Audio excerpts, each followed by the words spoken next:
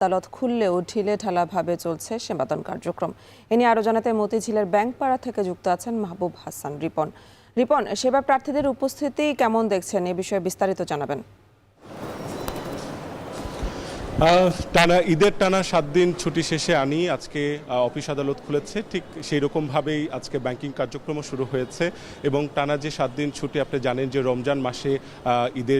রমজান মাসে অফিস কার্যক্রম শুরু হতো সকাল 9টা থেকে সন্ধ্যা বিকেল 4টা পর্যন্ত।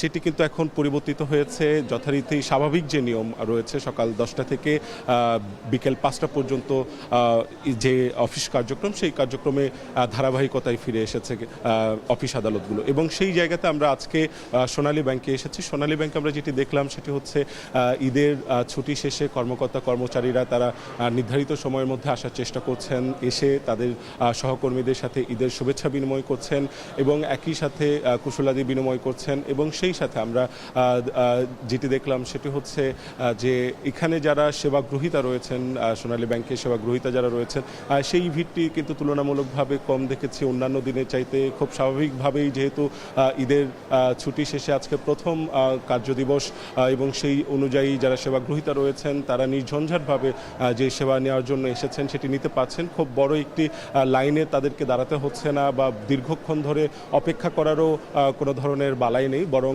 তারা খুব সহজেই সেবাটি পাচ্ছেন। একই সাথে যেটি হয়েছে সেটি হচ্ছে ঈদের ছুটি শেষে প্রথম কার্যদিবস হওয়াতে আমরা দেখেছি সোনালী ব্যাংকের বেশ কিছু ডেস্ক আমরা ফাঁকা দেখেছি। অনেক কর্মচারী অন্যান্য ডেস্কের কর্মচারীদের সাথে শুভেচ্ছা বিনিময়ের জন্য যাচ্ছেন এবং সেই ক্ষেত্রে ডেস্কে তাদের উপস্থিতি আমাদের চোখে পড়েছে। কিছু ডেস্ক আমরা ফাঁকা দেখেছি, আবার কিছু ডেস্কে আমরা দেখেছি যে ঈদের যে আমেজ, সেই আমেজের প্রতিফলন দেখেছি। কর্মচারীরা তারা ঈদের ড্রেস পরে আসছেন, পাঞ্জাবি পরে আসছেন এবং মিষ্টিমুখ করাচ্ছেন। তো এইরকম বিভিন্ন কার্যক্রমের মধ্য দিয়েই কিন্তু প্রথম দিনের যে কর্মসূচি বা প্রথম দিনের অফিসের যে কার্যক্রম, সেই কার্যক্রমগুলো চলছে।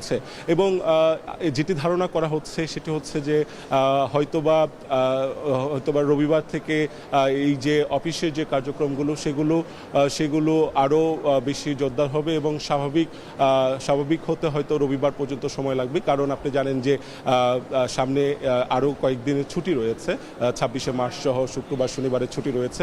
তারপরে রবিবার থেকে আশা করা যাচ্ছে যে ব্যাংকিং যে কার্যক্রম সেটি স্বাভাবিক হবে। এই ছিল আমার কাছে মতিঝিল সোনালী ব্যাংক থেকে সবশেষ।